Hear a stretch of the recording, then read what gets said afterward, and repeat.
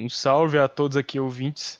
A gente vai começar uma série no Mare Nostrum que vai ser Antropologia Ibérica. E eu trouxe aqui um cara lá do nosso servidor, também do nosso meio aqui, que é muito entendido do assunto, que é o Úfilas. Se apresenta aí, Úfilas. Um salve para todos os ouvintes, eu sou o Úfilas, do Etnologia Brasiliana, do Telegram. E eu sou colaborador também do Cabo das Tormentas. Pois é, o Úfilas aí é quase historiador, sabe muito de antropologia, de história. E eu escolhi chamar ele pra cá pra gente conversar um pouco, né, sobre tanto antropologia quanto história da Península Ibérica, quando se formaram os povos, e mais tarde os estados, e como esses povos se desenvolveram, se relacionaram entre si. E a gente vai falar hoje do quê? Hoje vai começar com a Idade do Bronze e o desenvolvimento dos povos nativos ali da região, né, os povos pré-romanos. Também a gente vai falar sobre as guerras, aliás, a guerra foi a campanha romana para a conquista da Lusitânia. É isso que a gente vai falar. Daria para falar também sobre Numância e outros estados ali que caíram, mas é basicamente a mesma história com caudilhos diferentes, digamos assim. É basicamente a mesma coisa. Sim, sim.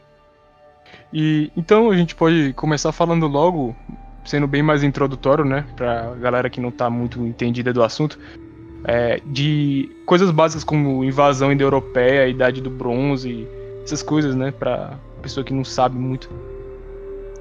Pois é, se o ouvinte tá vivendo numa caverna, bicho, debaixo de uma pedra, é o seguinte. Todos os povos da Europa praticamente são linguisticamente relacionados, e vários povos fora da Europa também. Povos no Oriente Médio, na Ásia Central e no Sudeste Asiático, na Índia e tal. E eles são relacionados por um povo que são os proto-indo-europeus, que viveram ali nas estepes do Ponte Cáspio, entre a Ucrânia e a Rússia. Era um povo patriarcal, uma civilização neolítica, que eram civilizações matriarcais. Acho que é Cucutene-Trepilha, né, a cultura que desenvolveu a idade o bronze, né? Só que eles não tinham uma cultura patriarcal, por isso não tinham uma cultura guerreira.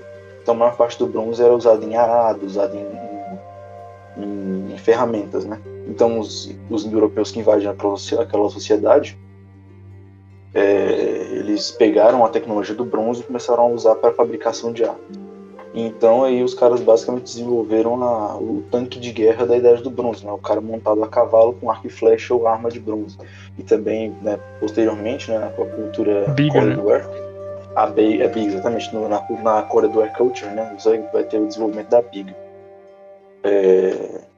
Enfim, essa cultura vai se espalhar muito rapidamente, né, pela Europa inteira, conquistando e arrastando aí todos os mainlets aí das culturas neolíticas, que eram majoritariamente matriarcais. Pra você ter ideia, só para o ouvinte aí ter uma ideia, cara, o povo era tão cuck nas civilizações neolíticas que eles invadiram a Inglaterra e a aristocracia de lá se tornou uma aristocracia nativa, ou seja, pré-neolítica. Os caçadores-coletores tomaram a sociedade dos caras. Männerbrund, da ideia de um homem crescido, e as Jungenschafts, ou Choreos, era um meio de iniciação, então era um rapaz que estava se tornando um homem que ele ia passar por aquele processo, não homens formados. Então talvez o termo Jungenschaft seja mais preciso. Mas no fim das contas é basicamente uma organização de garotos passando para a idade adulta que é expulso da sua tribo para se tornar um homem fora dela, né? Aí ele volta já como um homem formado, muitas vezes nem volta, né? Ele conquista terras longe e vive nas terras, né? Ele expande o domínio do seu povo. Parecido Isso com o que acontece com os leões, né? Na eu não natureza. faço a mínima ideia. Não sabia disso não. Que tem essa coisa aí dos jovens saírem, porque o leão alfa, né, fica mandando nas leões, e os jovens saem pra conquistar outros lugares pra isso. Interessantíssimo, cara. E isso é visto nas culturas posteriores também. Muitos tem resquícios disso, né? Os celtas não tem esse tipo de resquício, mas todos os povos europeus têm esse tipo de resquício. Até os romanos, um grupo, na verdade, um grupo étnico itálico, né, que fez parte do desenvolvimento de Roma, né, que foram os sabinos, eles tinham um rito que um certo número de rapazes que nascia no meio. Aproveitar isso aí que você tinha dito aí sobre A gente poderia relembrar também que quando isso daí seria uma reminiscência de quando os ibéricos eles conquistam a América, né? E os próprios romanos também, você falou isso, quando eles chegam nesse lugar, nos outros lugares, né, o Menebum de conquista e tal, eles ficam se tornando a elite daquele lugar e ao mesmo tempo, tipo, eles prolongam o material genético deles, né, com os nativos, de certa forma, mas ao mesmo tempo a elite fica sendo a descendente desse povo conquistador, não é? Sim, sim, isso ocorreu várias e várias vezes. A história da Península Ibérica é basicamente um bando de Menrebrund invadindo um povo que tá, tipo, meio... O Oliveira Viana ele até usa um termo, cara, que ele fala que as aristocracias elas ficam moles com o tempo, e aí Sim. vem uma aristocracia mais dura, mais encoraçada e toma tudo. É basicamente assim. Então, né, se aconteceu, você teve primeiro os neolíticos, aí vem a invasão dos primeiros indo-europeus. Aí depois você tem mais uma onda de invasão europeia. Aí depois tem os latinos chegando e invadindo de novo. Depois você tem os germânicos invadindo. Depois você tem os árabes invadindo a Reconquista Ibérica. Sim. Tem uma série de combates. É um povo que nunca parou de ver guerra, basicamente. Né? Aproveitando esse gancho aí, a gente pode começar a entrar na Idade do Bronze Ibérica mesmo, né? Depois Sim, da Idade sim. do Ferro e tal. Então, a Idade do Bronze começa no ano a partir de 1800 a.C., né, na Península Ibérica. Porém, ela foi precedida por uma era calcolítica, né, uma era do cobre. Só que a gente não sabe muito sobre a Idade do Cobre porque tem poucos resquícios, né? Tem Uhum. alguns traços culturais indo-europeus, outros não. Tem sociedades que descobriram cobre de forma independente. Então não sabe muita coisa, mas assim, provavelmente teve uma pequenina invasão europeia que causou, mas não foi nada impactante nem no genoma, nem na cultura, nada do tipo, sabe? Provavelmente continuou a Até mesma coisa, só que porque, eles tinham uma tecnologia nova. até porque o bronze ele é feito com cobre, né? Cobre e estânio, liga metálica, né? Cobre disso.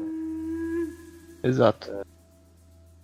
Então, mas a Era do Bronze, propriamente dita, ela começa provavelmente conectado com as primeiras migrações do povo do vaso campaniforme, né?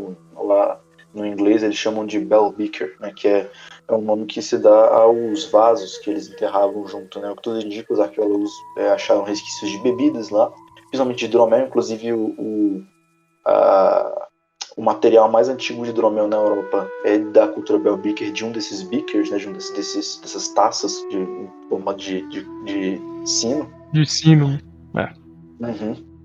E é isso, é um povo que invadiu a Europa Atlântica no geral, né? Uhum. E as linhagens desse povo é muito interessante. Por quê? Porque eles estavam conectados a que achei, é isso aqui, isso mesmo. Né? Que o haplogrupo que mais. Os dois haplogrupos relacionados aos proto-indo-europeus são duas linhagens do haplogrupo R, né? Que é o paleo-haplogrupo R, que é o haplogrupo R1A e R1B. O R1A geralmente está relacionado com Sim. o leste da Europa e o R1B com o oeste da Europa. E o R1B ele surgiu pela primeira vez ali naquela região do Ponjo Cáspio como R1B M269. Ele parte, né, já na cultura Coda do Air Culture, que é derivada das culturas proto-europeias, mais ao norte da Europa, ali perto do Báltico, e ele tem uma mutação genética que transforma no L11, o R1B-L11. E esse R1B-L11 ele se bifurca, e dessa bipartição você tem o surgimento de dois haplogrupos muito interessantes, que é o haplogrupo R1B-116, que vai dar origem à maioria dos haplogrupos que são relacionados com as culturas celtas hoje em dia, né, que é o Italo-Celtas, né? Porque para quem não sabe, os itálicos e os celtas são muito relacionados, né? Até na época da conquista da Gália, os romanos relatam que eles tinham que tomar cuidado com o jeito que eles falavam e tal, porque às vezes os gauleses Entendi. conseguiam captar algumas coisas. Assim, então era uma língua que era minimamente inteligível, sabe? Tipo, quando eles conseguiam entender o latim, isso é bem interessante Sim. saber. Mas assim, uma dúvida, né? Tipo, os povos itálicos, com exceção dos etruscos, né? Os etruscos, eles não eram Mas indo-europeus, aí é que tá, correto? os etruscos não são itálicos. Eles não são Não são, considerados né? itálicos. Os itálicos são, se eu não me engano, umbros, sabinos e latinos, se eu não me engano. Deve ter sido um grupo Entendi. menor, mas os maiores são esses. Então, é até interessante, né, que eu até comentei com o Viriato, que eu estava fazendo as pesquisas para fazer aqui, que eu estava procurando pela história da haplogrupo R1B-116, que é o haplogrupo ibérico, E eu encontrei um estudo holandês, e na Holanda esse haplogrupo é forte também, o haplogrupo que é relacionado à Península Ibérica. Ele tem, se não é 21,5% da população masculina tem esse haplogrupo. É uma boa porcentagem, cara. No Brasil, que é um país colonizado por ibéricos, eu acho que bate 35%. Então, tipo assim, pra você ter ideia, Interessante. é bem alto, né? Por isso, inclusive, que o Viriato acredita que isso aqui é um haplogrupo de origem germânica, né? Sim, sim. Então, esse povo que invade essa região, eles, segundo o estudo do David Reich, né, que é um dos maiores pesquisadores da europeia, eles não foi uma grande substituição da Península Ibérica, das linhagens gerais. Foi apenas cerca de 44% das linhagens gerais. Mas o que é interessante de se Nem foi na observar é Inglaterra, que né? Substituição grande, né? sim, lá foi 90% da população foi substituída. Mas na Península Ibérica, todas as linhagens paternas foram substituídas. Absolutamente todas. Não sobraram homens depois das invasões europeias. Assim, tipo, depois da Idade do Bronze, sabe? É, que Então nem. isso aí reforça a ideia de Menelebons invadindo, entendeu? Sim, sim. Que nem aconteceu com os índios, né? Aqui no próprio Uhum. Brasil, Sim, na América é Latina. irrisório. Até assim, esses dias eu estava no Twitter, até desculpa falando muito do tema, mas eu vi tipo uma mulher colocando uma imagem de uma família indígena e colocando a verdadeira família tradicional brasileira. E eu falei, cara, 1,47% da população e quase 0% das linhas paternas aí do Brasil está relacionado com a invasão do povo do Vaso Campaniforme. Que vai ter gente que vai acreditar que essa idade do bronze atlântica formada pelo povo do Vaso Campaniforme já era uma espécie de cultura protocéltica, porque ela é materialmente muito parecida com os povos celtas, e linguisticamente eles eram também relacionados, né? Os próprios celtas haustáticos que surgiram na Áustria, eles são uma variante do povo do Vaso Campaniforme com uma variante do povo do Campo de Urnas, que a gente também vai falar, que eles também chegaram a invadir a Península. São os dois povos aí que invadiram a Península Ibérica durante a Idade do Bronze. E... Entendi. putz, voltando na questão da Menelebund, né, que a gente estava falando sobre a substituição, é interessante lembrar que a gente tem o paralelos com a própria cultura céltica nas Ilhas Britânicas, né? O herói Curulin, que é um herói irlandês nacional muito forte lá, na história, no Sim, folclore, sim. ele é chamado Curulin, que é cão de Culei, né, na tradução, que seria porque ele matou o cachorro de um rei lá, o rei de Ulster, e ele tem que substituir o cachorro, né, ele meio que age como um policial ali, né, um protetor, e essa era uma das atividades da Menelebund. Eles tinham esses grupos, eles passavam parte do tempo na sua pátria natal, defendendo como se fossem tropas, e depois eles saíam das atividades, né. Se eu não me engano, as atividades onde eles ficavam defendendo a pátria eram basicamente ali no inverno e no outono, que não tinha guerra para fora, né, uma tradição europeia não guerrear durante a metade escura do ano, durante as partes Sim. frias, só se guerreia durante o verão, né. Tanto que uma boa parte dos épicos de guerra acontece no verão. E o Curulin, ele tá relacionado também com aquele negócio que a gente tinha falado, que eu falei sobre o êxtase, né, raivoso.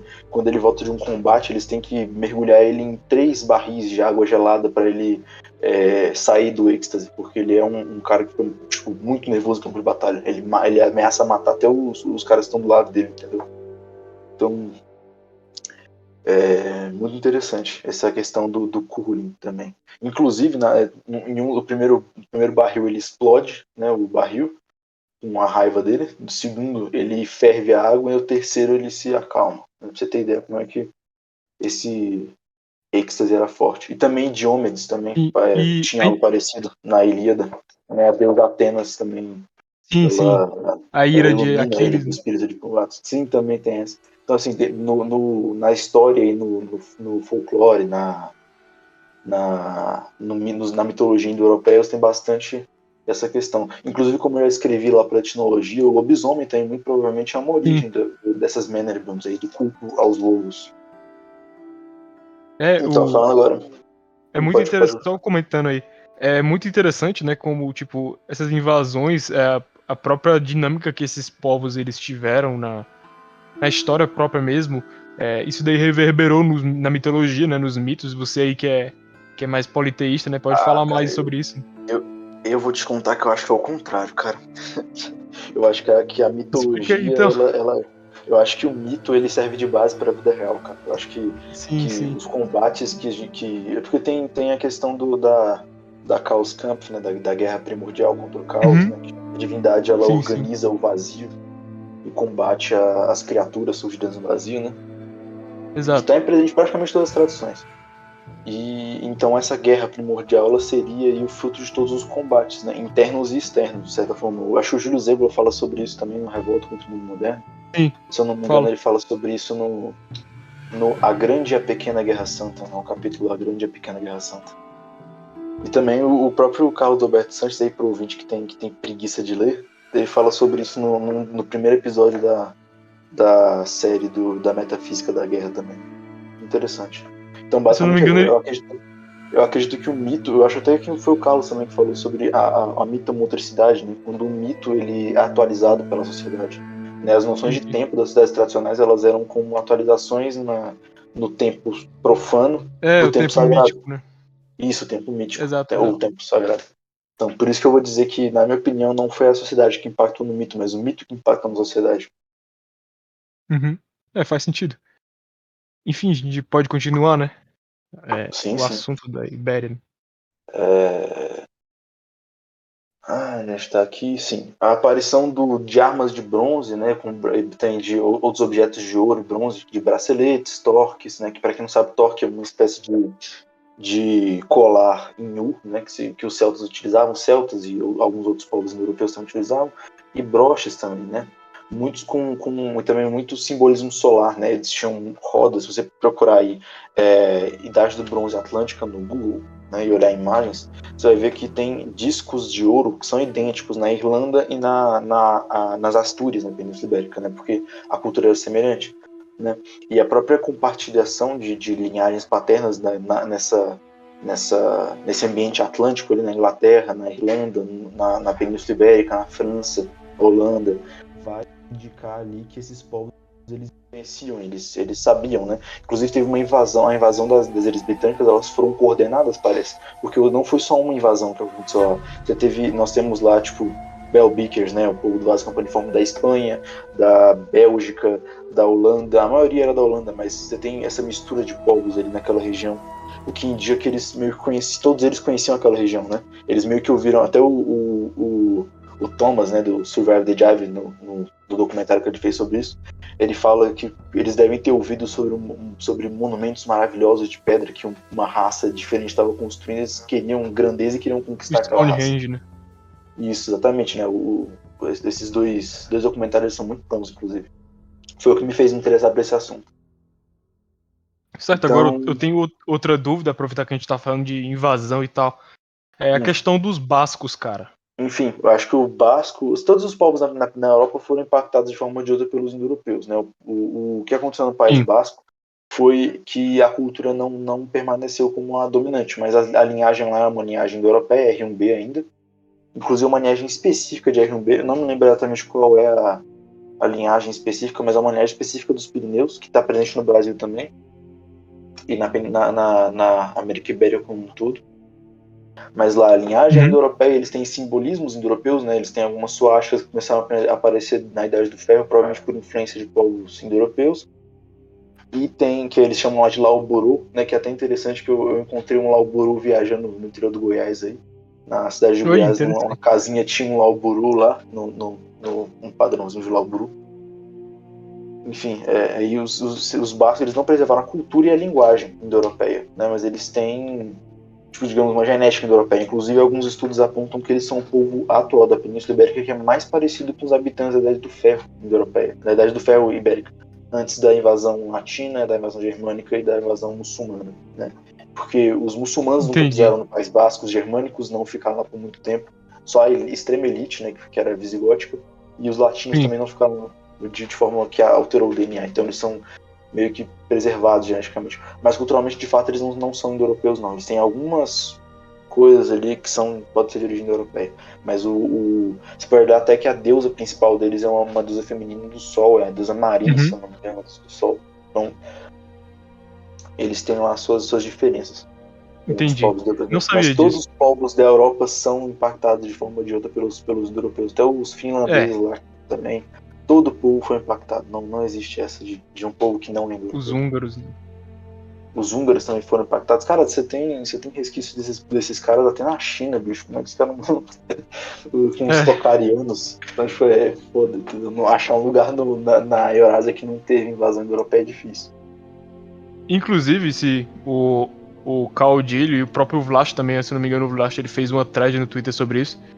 E é uma teoria que chegaram europeus da Idade do Bronze na própria América, por exemplo, entre os Incas, existiam lá na alta aristocracia mesmo, na realeza, existiam pessoas ruivas e tipo, teve muito artefato assim tipo, que eles ensinaram metalurgia pros astecas e tal também.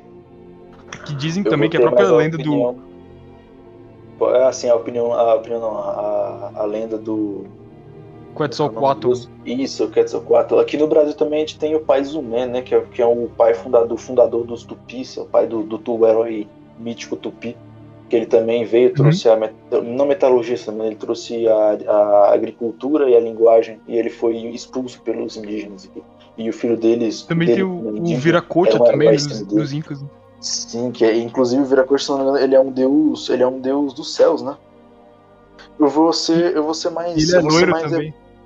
vou ser mais, tipo assim, vou concordar mais com o Evola, cara, nessa questão. Eu acho que não foram os indo-europeus, não. Eu acho que foi Beleza. um negócio mais antigo. Eu acho que é um negócio que, assim, digamos que pode se relacionar os Incas aos indo-europeus como um povo mais antigo. E talvez nem um povo humano, né? Digamos assim, É, nem seres humanos. Mas tudo bem, ok, deixa por aí. Não, mas só pra deixar claro, não tô falando pois de é. alienígenas, não. Não alienígenas, tá bom? Não alienígenas. Beleza. Enfim, bora Idade do continuar, né? Bronze Atlântica. Ah, sim. É interessante também, eu falei que a Idade do Bronze Atlântica ela se estendeu ali pela Europa Atlântica, obviamente, né, pela Europa Ocidental. Mas uma coisa interessante também da gente ressaltar é que, na verdade, a gente teve provavelmente um contato entre esses povos do Atlântico com povos da Escandinávia.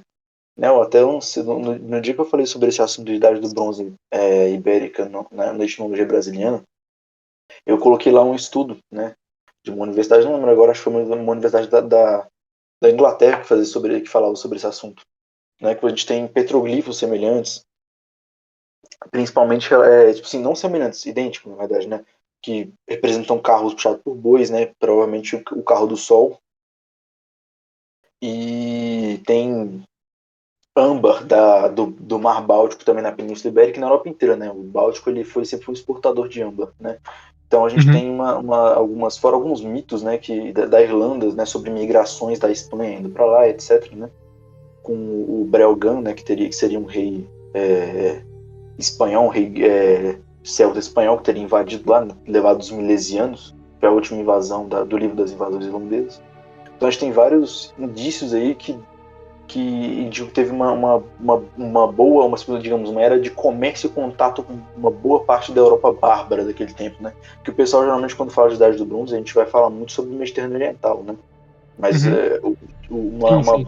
uma a gente teve Minoicos, né? desenvolvimento parecido assim na Europa Ocidental e Norte. Digamos que os bárbaros também tiveram lá um tempo bem interessante de se estudar, né? Com contatos Outra coisa aí bem. que você falou aí do âmbar, da exportação de âmbar. Tu confirma aí que o âmbar dos caras chegaram lá na Grécia, no caso, ou não? Sim, chegaram, mas tem estudos que implicam isso também, que o âmbar deles. Cara, se não me engano, o âmbar do Báltico chegou até o Egito, cara, por meio de comércio, assim. Não era, a Sim. galera não ficava tão isolada assim, o povo sabia usar barco e sabia usar cavalo também, né? Então não tinha como ficar. Os povos indo-europeus são povos muito móveis, cara. Tipo, é meio. Uhum. Até chega até a sua meio besta você acreditar que os caras iam ficar isolados em cidade, entendeu? Sim. Mas Então, uma coisa que, se eu não me engano, a palavra elétron, né? Que hoje é usado pros átomos e tal, ela é âmbar em grego, né? Tipo, sim, é a âmbar em grego. eles faziam tipo atrito com o âmbar e tinha uma propriedade Ele, lá, inclusive. sim, se não me engano, é eletricidade estática, né?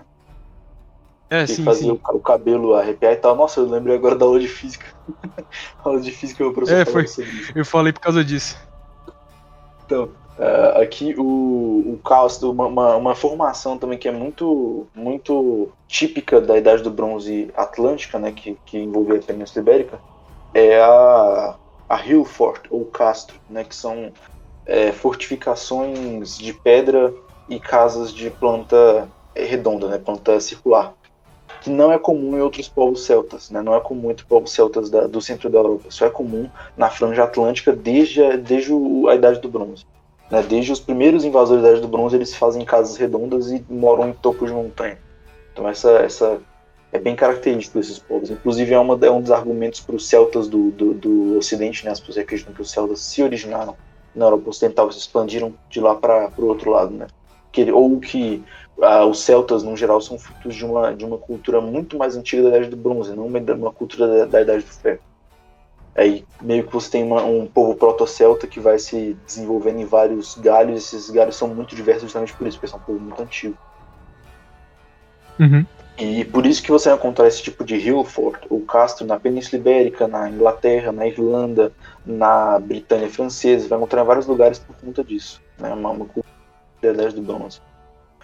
Os petroglifos que eu estava falando também, que existem, são muito famosos nos petroglifos da Idade do Bronze nórdica, né? Com cenas de combate e tal, cenas de caça, de cenas ritualísticas. A Galícia também tem uma série de petroglifos, né? No noroeste da Espanha. E o meu favorito, até um favorito que eu não me lembro o nome, mas ele me parece uma representação do combate, né? Tem até um cavaleiro montado lá que é muito raro nesses petroglifos da Galícia é ter cavalo, né? Mas nesse tem um guerreiro montado num cavalo que é meu favorito. Então eles também são presentes, né? E são datados das invasões europeias.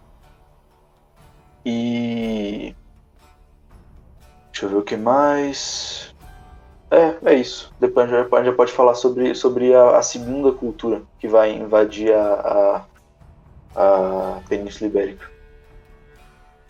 E Que qual seria? é a cultura do Campo de Urnas, que é chamado por alguns especialistas como a cultura proto-céltica, né? Porque é interessante, a Sim. cultura do Campo de Urnas ela vai se desenvolver da cultura túmulos, que é chamada cultura italo-céltica, né? Eles acreditam que ela é ancestral dos itálicos dos celtas.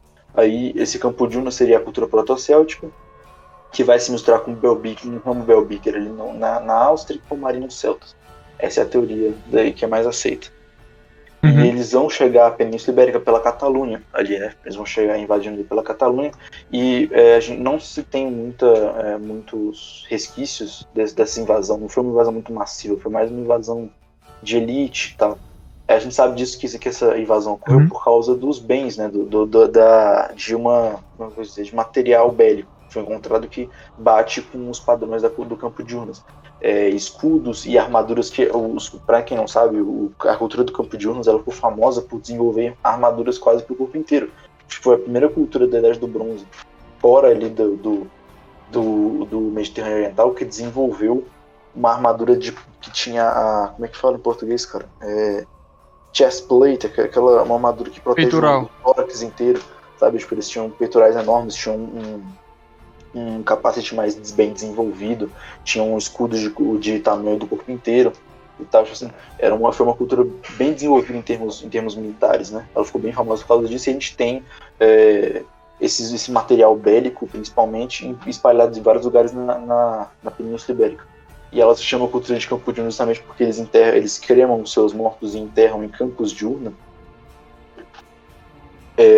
Você vai ter esse tipo de coisa acontecendo na Península Ibérica também, fazendo campos de urnas cremadas, né, enterrados geralmente com os seus bens.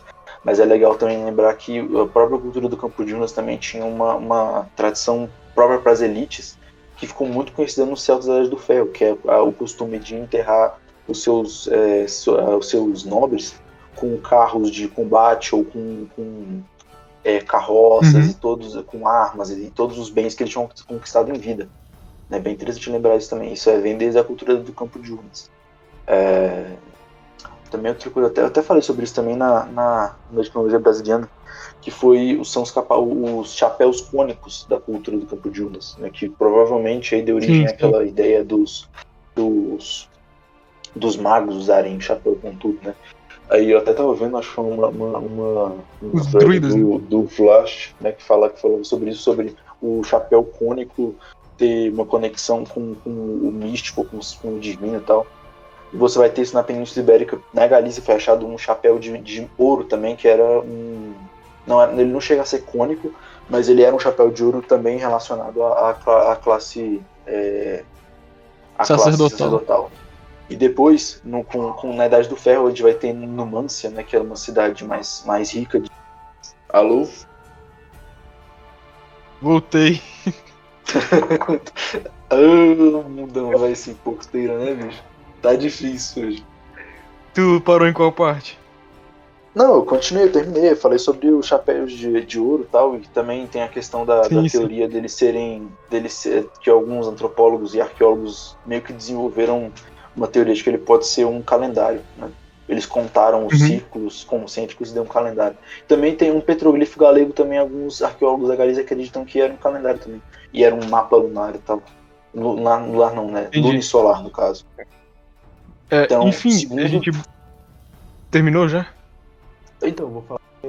Não, vou só citar aqui do bronze, né? Que eu não citei até agora, que tem lá os grupos arqueológicos das culturas da Idade do Bronze.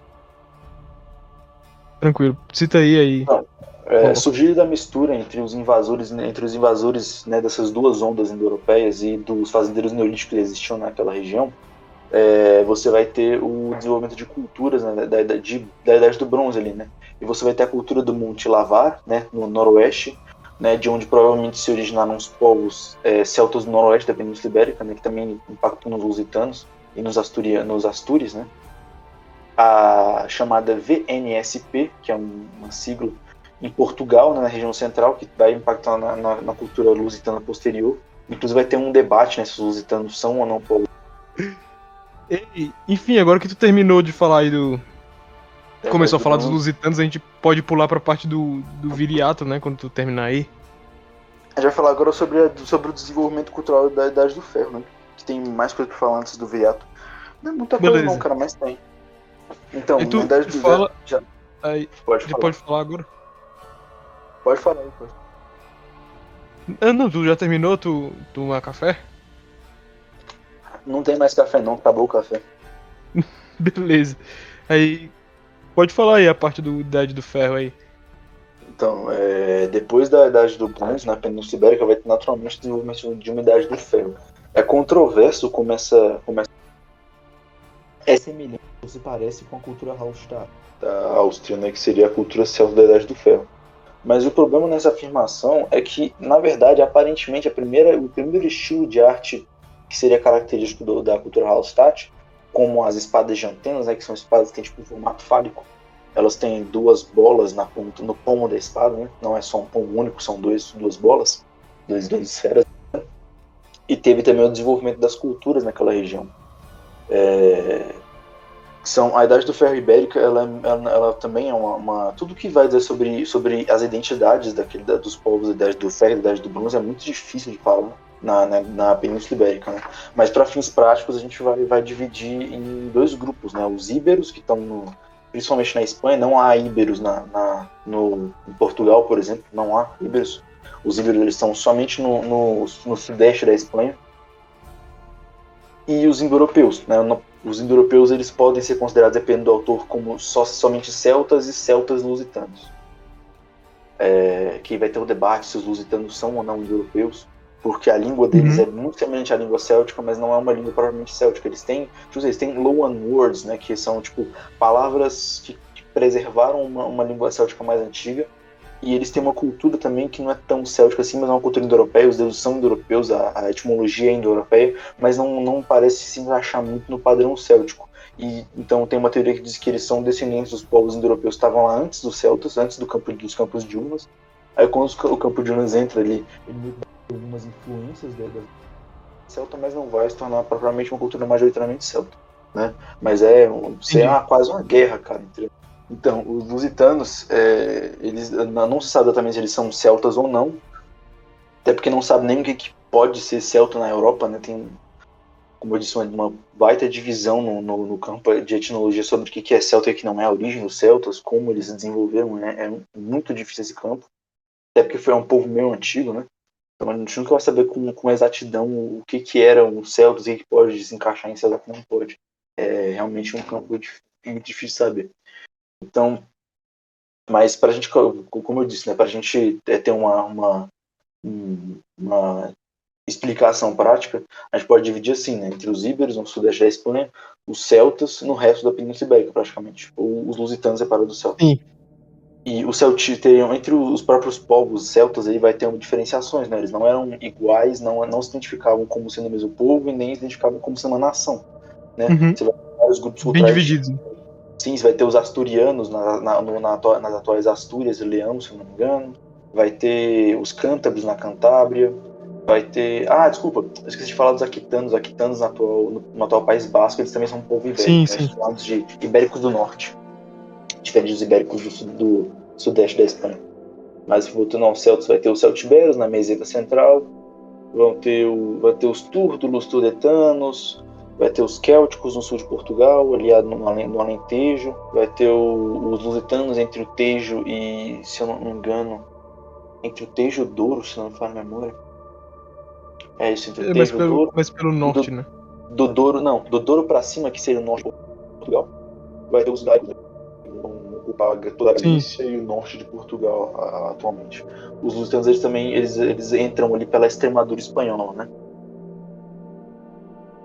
Então, mas a maior parte desses povos vivia de maneira bem semelhante, na verdade, né? Eles eram Estrabão refere aos povos montanheses da Península Ibérica, né? Que são ali os cântabros, asturianos, galaicos, lusitanos.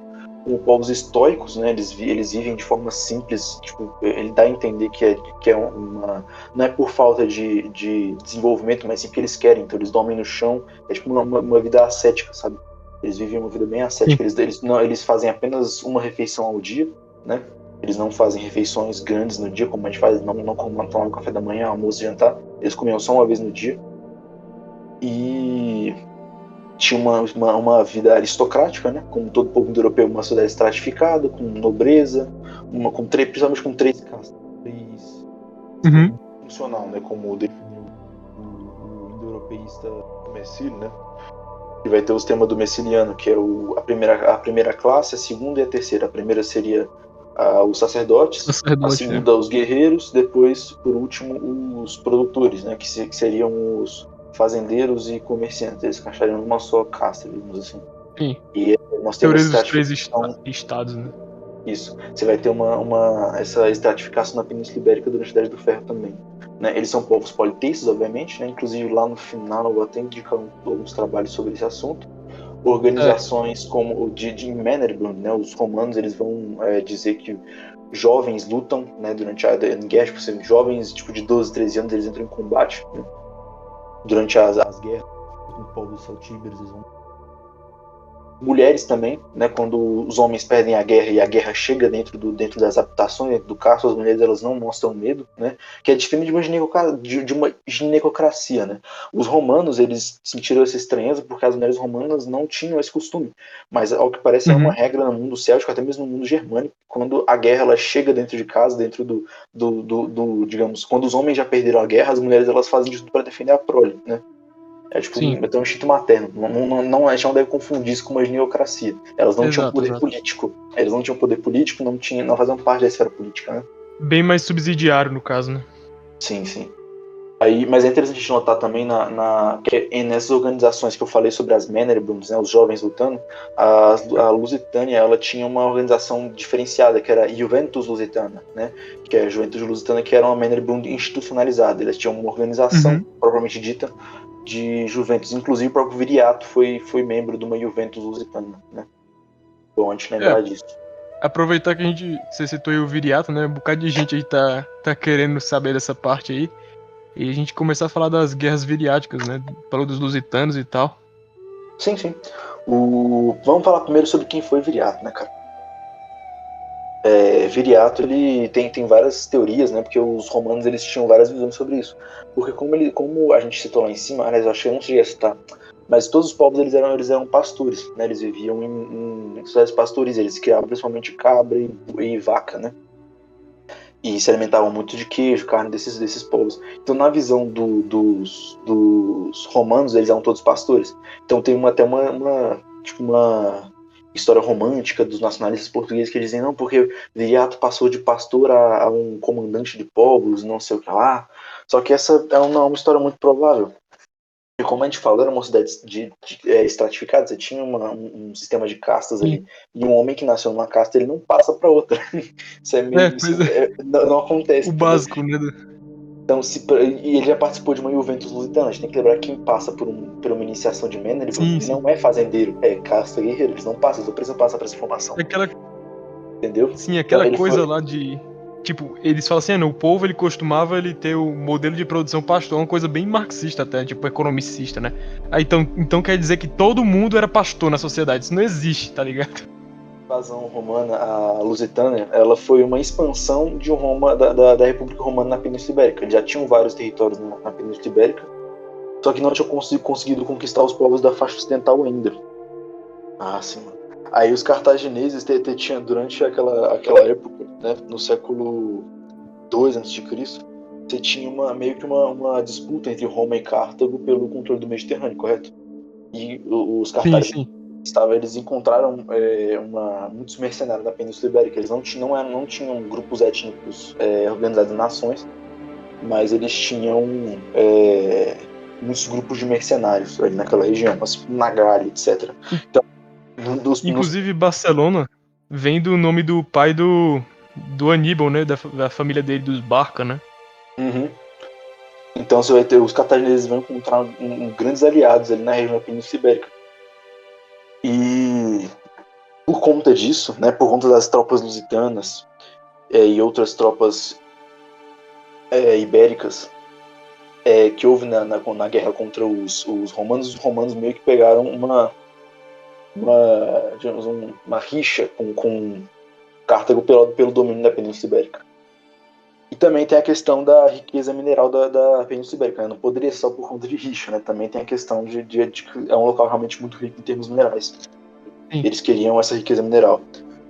Só que os uma passagem pro Atlântico também. Sim, também tem essa, né?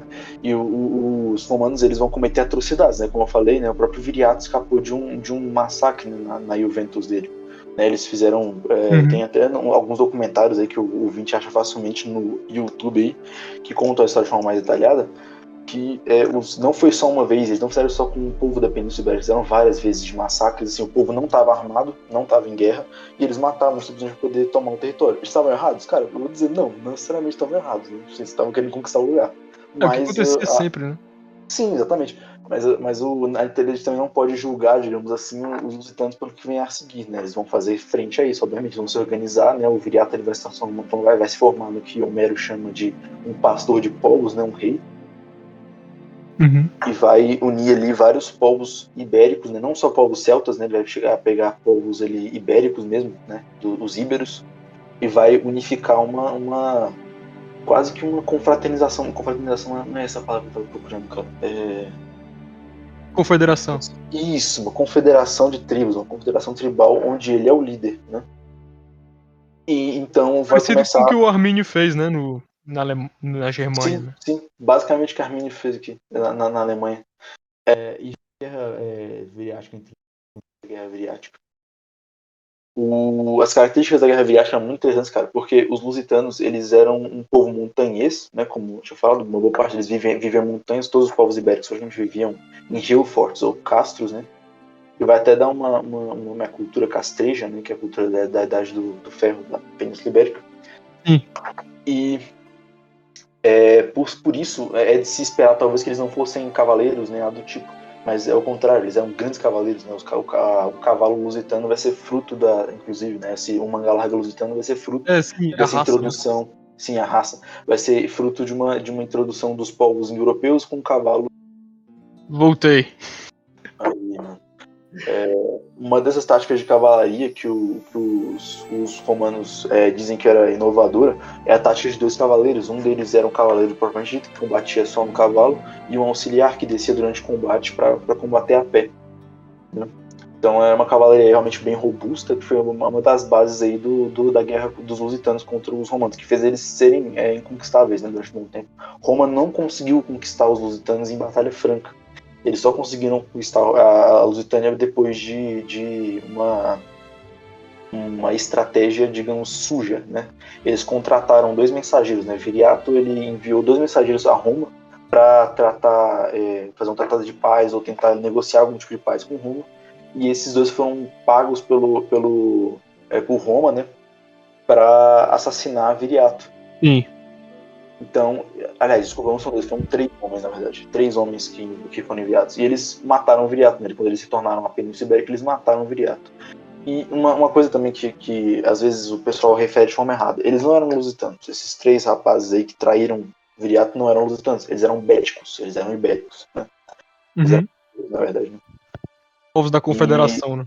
isso. Aí depois do. E também porque eles sabiam escrever e ler latim, né? Eles eram um dos poucos povos ali que tinham contato com os latinos há mais tempo. Por meio de traição, então, Roma conseguiu conquistar os povos ibéricos.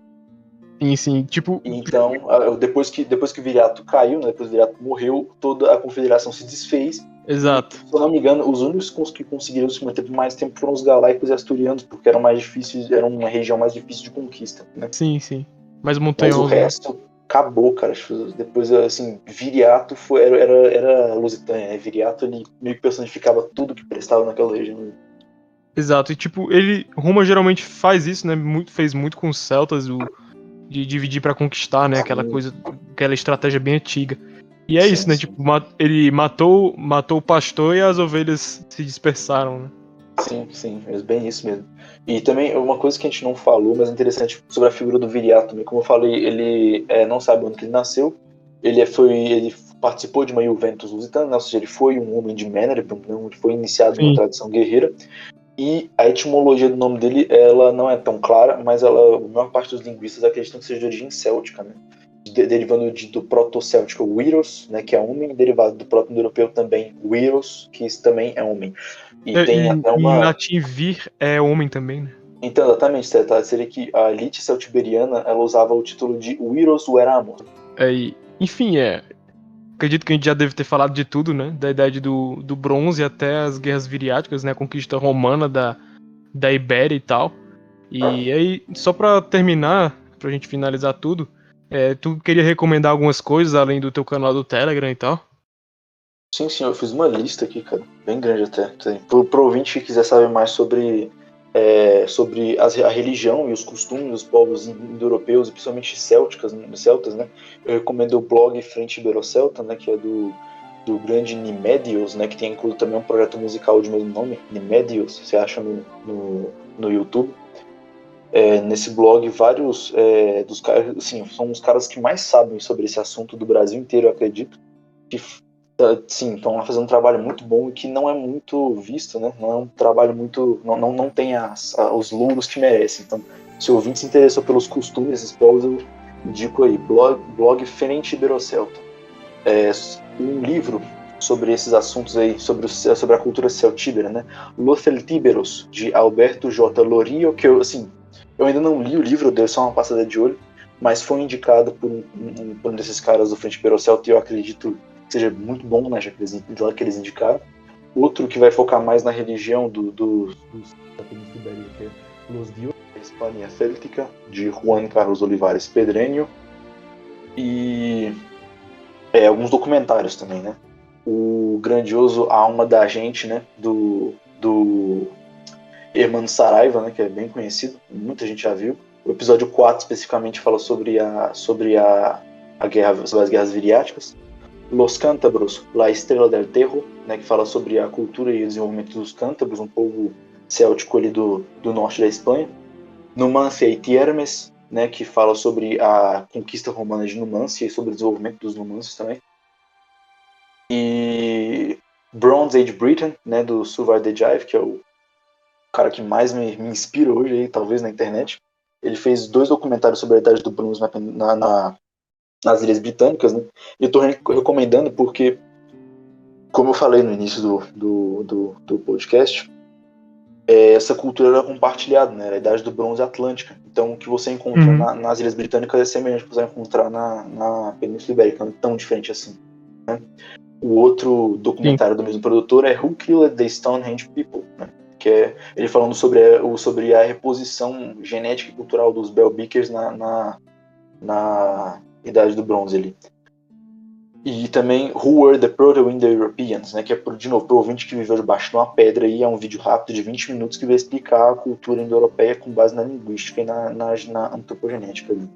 É um documentário bem interessante e importante de ser visto. Né? São coisas que as pessoas não se importam hoje em dia, que eles não têm noção como é que um povo minúsculo do Concho Cáspio lá na Ucrânia impactou metade do mundo praticamente, entendeu?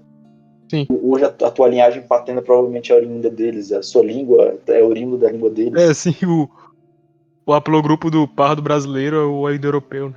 Sim, geralmente assim, não é de todo, mas se eu não me engano, você chega a 52% das linhagens brasileiras são de origem exclusivamente indo-europeia. Europeia, no Sim. geral, contando linhagens anteriores aos indo-europeus, chega a 80%, se não me falha a memória, do brasileiro médio, a linhagem paterna. Sim.